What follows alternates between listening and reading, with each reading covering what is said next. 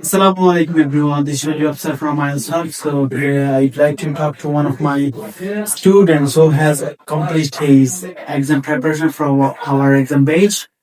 So Bilal, how are you doing? আলহামদুলিল্লাহ fit and fine. Okay, so আজ journey আমাদের আজ সাবজেক্ট তোমার কেমন ছিল? আলসার জার্নিটা খুব ভালো ছিল। আমার ফ্রেন্ড একজন আমাকে রেফার করে এখানে এনেছিল এবং সে বলছিল এখানে এক্সাম বেস করার জন্য। এবং প্রথমে তো আমার অবস্থাটা এতটা ভালো ছিল না, কিন্তু এক্সাম বেস করার পর মোটামুটি নিচে একটু কনফিডেন্স পাইছি যে এক্সাম দেওয়ার জন্য। কোর্স করার আগের প্রতিক্রিয়া এবং পরের প্রতিক্রিয়াটা কি শেয়ার করা যাবে? ইয়েস স্যার, অবশ্যই। কোর্স করার আগে প্রথমত স্যার আমি listening A are reading a বেশি স্ট্রাগল ফেস করতাম। পরে আলামিন স্যারের সাথে কথা বলে এবং তিনি আমাকে সঠিক গাইডলাইন্স এর মাধ্যমে আমি রিডিং এ এবং লিসনিং এ একটা ভালো স্কোর আনতে পারছি এবং আমার কনফিডেন্টটা বিল্ড আপ হয়েছে। আমাদের যে 1-1 সাপোর্ট যে এটা তোমার কেমন লাগছে?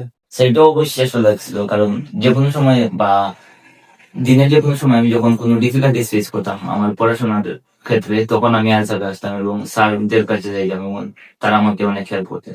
আমি যতটুকু জানি তুমি 0.6 পয়েন্টের জন্য আসছে, রাইট? Yes sir. তো তোমার স্কোরটা 6.5। Yes sir. এক্ষেত্রে তোমার কি বলার আছে?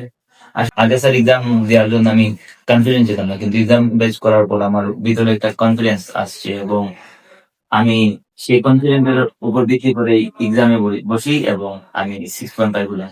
আচ্ছা, যাই হোক, একটা শেষ কথা বলতে চাই, মানে যারা বিগিনার তাদের জন্য তুমি কি মেসেজ দিতে চাও? যারা অনেকদিন ধরে আনসার কোর্স শেষ করে ফেলছে এবং এক্সাম দিতে কনফিডেন্স পাচ্ছে না, তাদেরকে বলবো আমি স্পেশালি আনসার এক্সাম বেশি এটা করার জন্য আইস হবে, কারণ এটা অনেক ইফেক্টিভ এবং স্যার তারা অনেক মোটিভেট করেন স্টুডেন্টদের। এবং যখন কোনো স্টুডেন্ট ডিফিকাল্টিস ফেস করে পড়ার সময়, তখন স্যার তারা অনেক সাপোর্ট করে।